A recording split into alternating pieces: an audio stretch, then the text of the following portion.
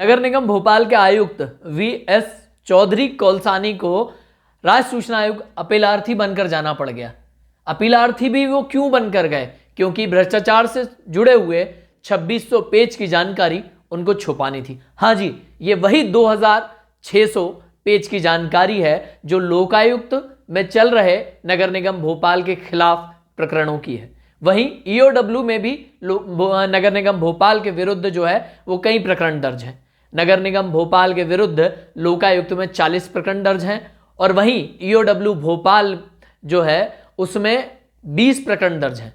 हम इन सारी जानकारियां आपके साथ शेयर करेंगे, तमाम दस्तावेजों के साथ शेयर करेंगे। आप हमारे YouTube चैनल को सब्सक्राइब करते रहिए और इस वीडियो को पूरा देखिए ताकि एक महत्वपूर्ण जानकारी आप तक पहुंच सके।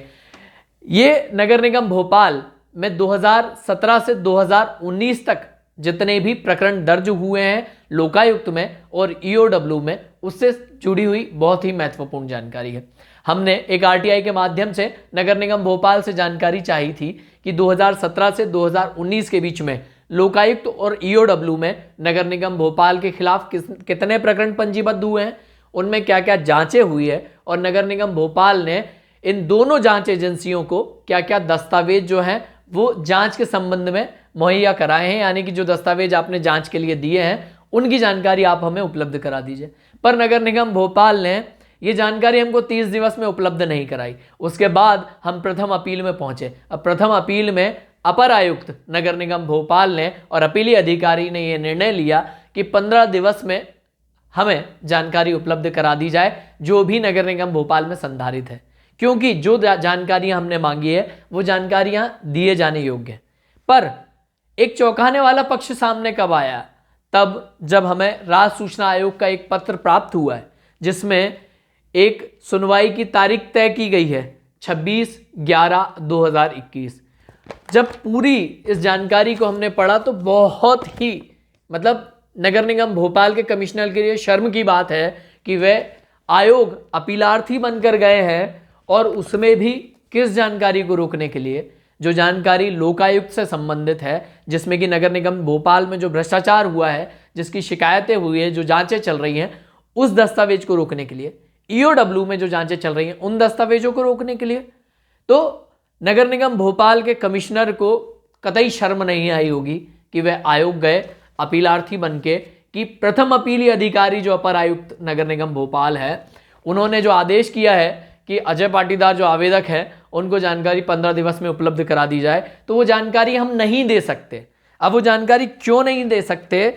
तो 5 जो बिंदु हैं जो इनकी तरफ से इन्हें अच्छे लगते हैं वो इन्होंने लिखे हैं।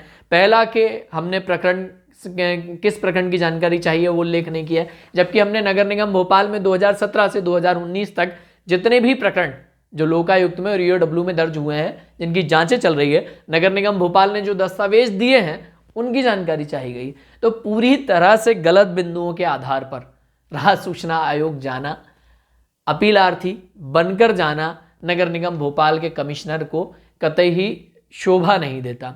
और दस्तावेज भी कौन से हैं? जो लोकायुक्त के हैं, जो भ्रष्टाचार से जुड़े हुए हैं।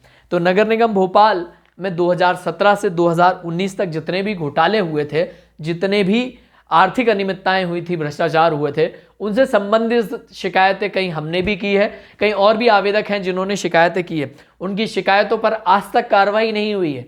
यही जानने के लिए हमने नगर निगम भोपाल में आरटीआई लगाई थी और उसमें आप देखेंगे कि इस स्थिति पर आकर नगर निगम भोपाल के जो आयुक्त हैं उनको एक अपनी जिम्मेदारी निभानी चाहिए थी। आईएएस होने के नाते उनकी जिम्मेदारी बनती है कि जो भी आवेदक हों जो आरटीआई की जानकारी चाहते हों उनको जानकारी उपलब्ध कराई जाए। पर एक नगर निगम भोपाल के कमिश्नर का ऐसा रवैया कतई जो है वो शोभनीय नहीं है।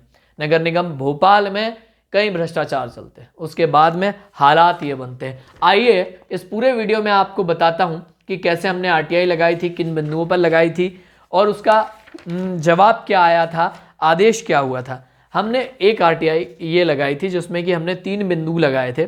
लोकायुक्त, ईओडब्ल्यू एवं अन्य जांच एजेंसियों में नगर निगम भोपाल के समस्त विभागों में लंबित जांच प्रकरणों की जानकारी। दूसरा बिंदु, लोकायुक्त संगठन भोपाल द्वारा नगर निगम भोपाल के समस्त विभागों को विगत 3 वर्षों में भेजे गए जितने भी नोटिस थे, जांच के पत्र थे, उन सभी की प्रमाणित प्रतिलिपि। तीसरा बिंदु हमारा ये था कि नगर निगम भोपाल के वे समस्त जोनल अधिकारी जिनके विरुद्ध भ्रष्टाचार की शिकायतें आई है वो जानकारी उपलब्ध कराएं। तो हमको जब सामान्य प्रशासन विभाग नगर निगम का एक पत्र आया, उसमें उन्होंने बिंदु क्रमांक 3 तो साफ इनकार कर दिया कि किसी भी जोनल अधिकारी के विरुद्ध जो है वो हमको जानकारी मतलब शिकायत जो है भ्रष्टाचार से संबंधित प्राप्त नहीं हुई है। और बिंदु क्रमांक 1 और 2 को बृहत स्वरूप का बताते हुए देने से मना ही कर दिया था। तो हमने इसकी प्रथम अपील लगाई।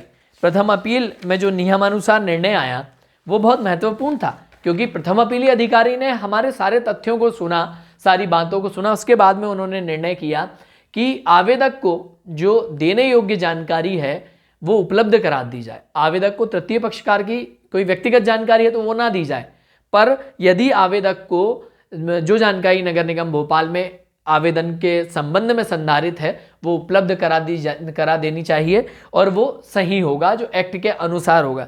तो उन्होंने आदेश कर दिया कि 15 दिवस में अपीलार्थी को या अजय पाटीदार को जो जानकारी है वो उपलब्ध कराई जाए। अब उसके बाद सामान्य प्रशासन विभाग ने आज दिनांक तक हमें जानकारी उपलब्ध नहीं कराई है, पर नगर निगम भोपाल के कमिश्नर का आयोग जाना यह सिद्ध करता है कि नगर निगम भोपाल के आयुक्त किसी भी तरह से ये नहीं चाहते कि जो भ्रष्टाचार से जुड़ी हुई जानकारी है वो जनता के सामने आए। जनता के पैसे से जब काम होते हैं तो जनता के पैसे के कामों में जो भ्रष्टाचार होते हैं उसकी जानकारी आप जनता तक आने से नहीं रोक पाएंगे। राज्य सूचना आयोग तमाम तथ्यों पर विचार करता है और वो आदेश वही देता है जो कहीं ना कहीं जनता के हित में होता है। तो आयोग के समक्ष 26/11/2021 को हम अपनी सारी बातें रखेंगे, और इस वीडियो के माध्यम से बस जनता को ये बताना था कि एक कैसे भ्रष्टाचार से संबंधित जानकारी को किस किस स्तर पर अधिकारी छुपा जाते हैं। हाँ, लगातार हमारे साथ हमारे YouTube चैनल पर बने रहें, हमको सब्सक्राइब करते रहें, लाइक कमेंट और शेयर करते रहें।